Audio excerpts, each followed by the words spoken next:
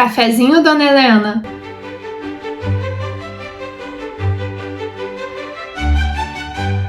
Fala galera, eu sou Larissa Rezende, sejam muito bem-vindos à Dimensão Cultural, o local mais geek de todo o universo. E nesse vídeo nós vamos relembrar um dos maiores símbolos da televisão brasileira. Recentemente as cortinas se fecharam para Manuel Carlos, um dos maiores autores da teledramaturgia do país. Foi uma perda sentida por todos aqueles que cresceram junto com seus personagens, mas o seu legado é imortal. E nada melhor do que homenagear o autor lembrando do maior legado que ele deixou para as novelas: as Helenas. E se você curte o universo de filmes, séries e novelas, já deixa o like nesse vídeo e se inscreve no canal para não perder nenhum conteúdo aqui da Dimensão. Dona Helena, a senhora quer um cafezinho? Cada autor tem talento de apresentar ao público personagens únicos com personalidades fortes, deixando a sua marca pessoal. E é inegável que entre todos os personagens de novela que presenciamos até hoje, as Helenas são as mais icônicas, as que mais se destacam dentro do panteão da teledramaturgia brasileira. Manuel Carlos deu às suas personagens um brilho único com assuntos completamente normais na vida das pessoas. As Helenas geralmente são mulheres de classe alta, né, Leblon? A luz dos olhos meus e a luz dos olhos teus resolvem se encontrar.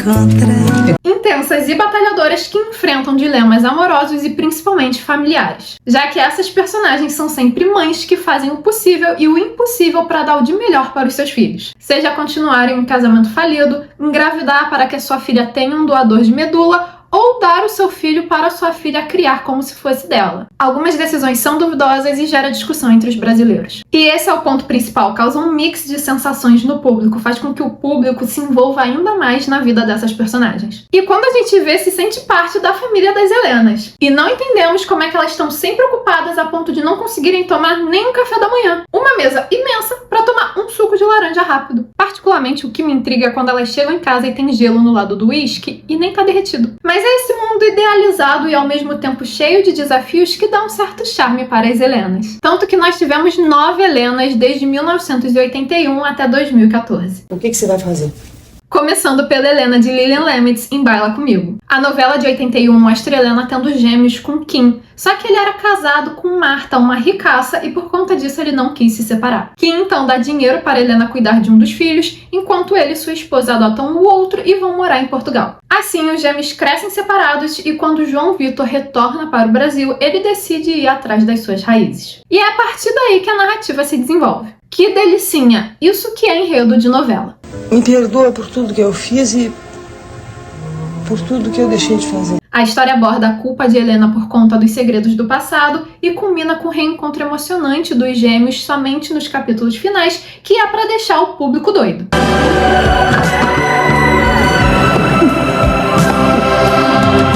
Infelizmente eu não posso falar muito mais sobre porque eu não assisti Baila Comigo. Eu não era nascida na época e eu ainda não peguei pra ver. Assim como Felicidade de 1991. Eu meio que perdi as primeiras Helenas do Maneco. Você não pode ter tudo. A novela traz Maite Proença como a protagonista, que é uma mulher forte, independente e de origem humilde, vinda da fictícia cidade de Vila Feliz, em Minas Gerais. Temos uma Helena que não mora no Leblon, isso é incrível! Mas ela sempre teve o sonho de morar no Rio de Janeiro. Eu falei cedo demais. E na cidade ela conhece Álvaro, um empresário carioca interpretado pelo Tony Ramos. Os dois se apaixonam, mas não ficam juntos porque Álvaro está noivo e Helena se casa com um homem da sua cidade. O casamento não dá certo e após o divórcio ela parte para o Rio de Janeiro e reencontra o seu amado. Ela tem uma filha com ele, mas a cria sozinha porque Helena acreditava que ele continuava com a sua noiva. Ela vai achar que eu não podia ter escolhido melhor. Como ela não abre o jogo com ele, eventualmente Álvaro se casa e essa história só é resolvida 8 anos depois. Pra variar, os obstáculos de uma novela ocorrem por falta de diálogo. Gente, se todos os personagens de novela fizessem terapia, não teria enredo pra apresentar. O problema de todo mundo estaria resolvido. Você desgraçou minha vida! Agora vamos falar daquela que pode ser considerada a rainha das Helenas, porque ela foi Helena não uma, mas 3 vezes. A primeira Helena, de Regina Duarte, foi em História de Amor de 1995. Joyce, será que eu entendi direito? Aqui, Helena enfrenta a gravidez prematura da filha Joyce, que foi abandonada pelo namorado. E em meio a essa questão familiar, ela se apaixona pelo médico Carlos, que é comprometido com a possessiva Paula. E ainda tem a Sheila, que é a ex-namorada do Paulo e sócia dele na clínica. Tem sempre que ter uma clínica impressionante. Claro que, como em outras novelas, o conflito só se resolve no final com revelações bombásticas de laços de parentescos, o casal protagonista ficando junto e as vilãs se dando mal. Eu meio que fiquei assustada com as ações e o final delas quando fui pesquisar o destino das personagens. Houve muito mais entre vocês dois do que você me deu a entender, não é verdade? Por Amor deve ser uma das novelas mais queridas do público porque a legião de fãs exaltando a obra nas redes sociais é enorme. E eu também não vi essa. Mas eu sei que essa Helena também é interpretada pela Regina Duarte, que passa por um dilema ético bem delicado e desconfortável. E cara, na boa, se essa novela já não tivesse terminado, eu não ia ter ideia de como seria o seu final. Vamos trocar os bebês? A novela de 1997 mostra que após complicações do parto que a deixam infértil, Eduarda, a filha de Helena, perde o seu bebê. Helena, que também deu à luz no mesmo dia e no mesmo hospital, convence o médico a trocar os bebês para evitar o sofrimento da filha e cria o seu filho como se fosse o seu neto. Me explica como uma decisão dessa poderia dar bom. A trama aborda os limites do amor materno e guiada pela questão: o que você seria capaz de fazer por amor? Sei. Agora começamos com as Helenas que eu assisti, e eu diria que a próxima é uma das mais icônicas, se não a icônica. Pelo menos pra galera da minha geração, porque quando precisamos visualizar as Helenas do Maneco na nossa cabeça, a imagem que vem é justamente a de Vera Fischer em Laços de Família. Novelão, icônica, inesquecível. Que tudo começou com você. Mas não é comigo que vai acabar. Em 2000, conhecemos Helena, uma esteticista de 45 anos que se apaixona por Edu, um jovem médico. O romance gera conflito, pois sua filha Camila também se apaixona por Edu, o que faz Helena abrir mão desse amor em prol da felicidade da filha. Um enredo bem complicado, que era ainda mais complicado do que parece por conta da diferença de idade entre os personagens e o fato da mãe do Edu também não aceitar o seu relacionamento com a Helena. Mas a novela foi eternizada por conta do drama da Helena com a sua filha, já que Camila foi diagnosticada com leucemia, nos entregando uma das cenas mais emocionantes da televisão brasileira, quando Camila raspa o cabelo.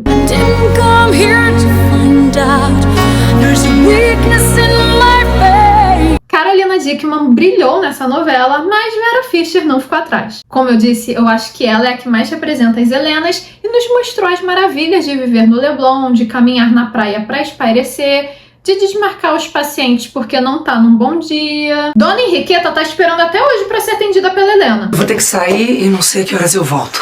Mas Helena hoje tem cliente remarcado 2 vezes. Paciência. Mas por mais que eu considere a Helena da Vera Fischer como a mais icônica, ela não é a minha favorita. Pra mim, a melhor Helena que tivemos foi a Cristiane Torlone em Mulheres Apaixonadas. Somos irmãs. Somos amigas. Somos mulheres. Gente, Mulheres Apaixonadas é uma das melhores novelas do Manuel Carlos. Assim, em todas as suas novelas, ele aborda temas importantes e super necessários. Mas nessa novela foi tanto tema que fica até difícil enumerar tudo. Helena é uma diretora de escola que, após 15 anos de casamento com Theo, questiona a sua felicidade e reencontra um antigo amor, que é o César. Mais uma vez eu sofri por você. Já me cobrou isso mais de 1000 vezes. Será que você não vê?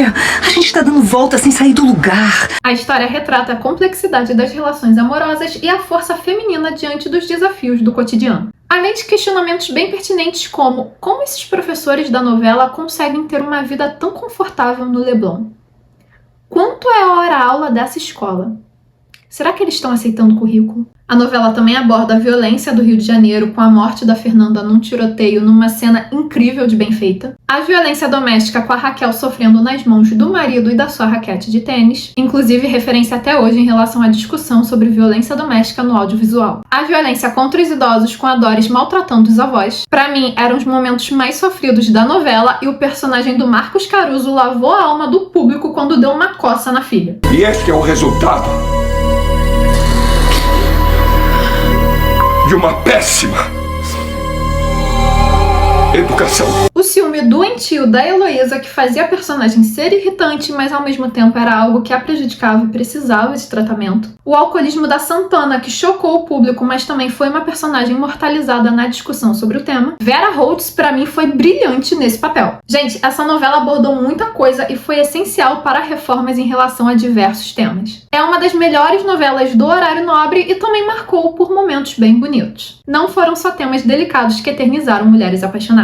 O romance romance homossexual entre Clara e Rafaela, que foi lindo e apresentado de uma forma muito delicada e corajosa, levando em consideração que na época nós não tínhamos muitos casais LGBT nas novelas. Você tá aqui é o que importa.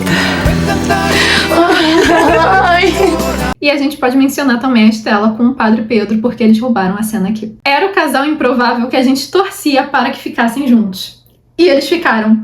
Scusa se ti amo, senza ti conosciamo, dato mese poco più. Scusa se non parlo piano, ma se non urlo muoio.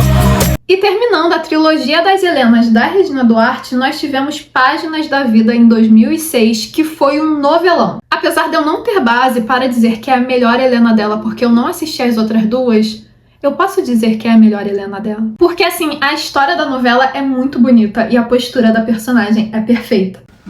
Siga sempre o coração. Em Páginas da Vida, Nanda tem filhos gêmeos, mas infelizmente morre no parto. Sua mãe, uma Lília Cabral vilanizada como nunca aceitou a gravidez da filha. Então, após o seu falecimento, ficou apenas com o menino, já que a menina nasceu com síndrome de Down. Já a menina é adotada por Helena, a médica que fez o parto de Nanda, e dá muito amor pra ela. E faz de tudo para que a filha tenha a vida que merece, enfrentando o preconceito da sociedade. Você está discriminando a minha filha na frente de todos, então você vai ouvir o que eu tenho a dizer na frente de todos também. É claro que o caminho dos irmãos se cruzam alguns anos depois, e a luta da Helena e do avô deles, interpretado pelo Marcos Caruzos, para continuar com os gêmeos, é linda. A novela fala de uma forma muito sensível sobre preconceito, inclusão, respeito às diferenças e uma pitada de espiritualidade. Se você não se emociona com o final da novela em que os gêmeos estão juntos e o espírito da Nanda vai falar com eles, você tá morto por dentro. A mamãe vai estar sempre olhando por vocês. E eu quero que vocês se amem sempre. E 3 anos depois dessa belíssima história, nós tivemos a Helena interpretada por Thaís Araújo em Viver a Vida. A novela era muito boa, assim, não chegava aos pés de Páginas da Vida, mas era legal e tinha alguns núcleos que roubavam bem a cena. Aqui, Helena é uma modelo no seu auge e se casa com Marcos, pai de Luciana, a sua rival nas passarelas. Em uma viagem para a Jordânia, Luciana sofre um acidente e fica tetraplégica, mudando a vida de todos. Helena enfrenta a culpa pelo acidente, a desconfiança da família do seu marido, e isso acaba afetando a sua relação com Marcos, e ela acaba encontrando um novo amor com Bruno. Brincadeira tem hora. Não é brincadeira, Marcos. Acho que a Thaís Araújo foi uma boa Helena, mas ela ficou apagada numa novela que era para ser a protagonista porque outros núcleos chamaram bem mais a atenção do público. Definitivamente a trama da Luciana em relação à aceitação da sua nova condição, a reabilitação e a descoberta de um amor no irmão gêmeo do seu namorado foram bem mais interessantes do que os amores e crises de consciência da Helena. A Aline Moraes brilhou muito como Luciana. A pessoa não pode mover os braços e as pernas. Julia Lemetz é a última Helena em Família em 2014, encerrando assim um ciclo que começou com a sua mãe. Simbólico. Simbólico demais. A ideia era linda, brilhante, sensível, se a história não fosse tão terrível. Eu vi essa novela do início ao fim e eu cheguei ao final sem entender qual era a relação da Helena com a sua filha, com seu primo, com tudo isso. Ficou um negócio muito esquisito esse triângulo amoroso. Esse desgraçado não vai acabar com a nossa família de novo. Eu não vou deixar.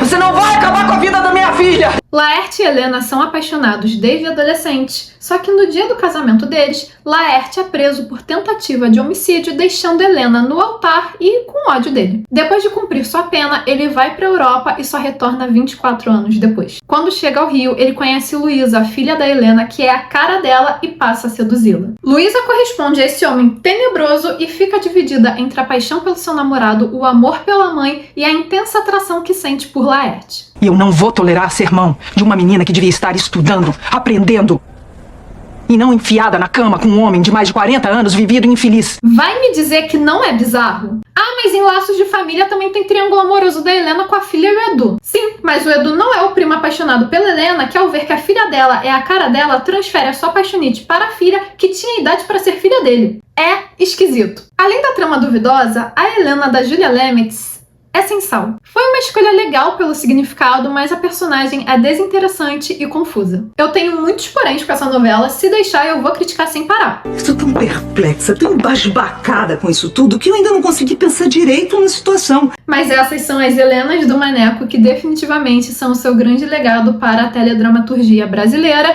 E agora eu quero saber de vocês. Quais dessas Helenas vocês já assistiram e quais dessas são as suas favoritas, né? Porque apesar dos altos e baixos, as Helenas, elas são um símbolo na televisão brasileira. Então assim, deixa a opinião de vocês aqui nos comentários e não se esqueça de curtir esse vídeo e de se inscrever no canal para continuar acompanhando as nossas aventuras. Vejo vocês na próxima. Com um cafezinho de preferência.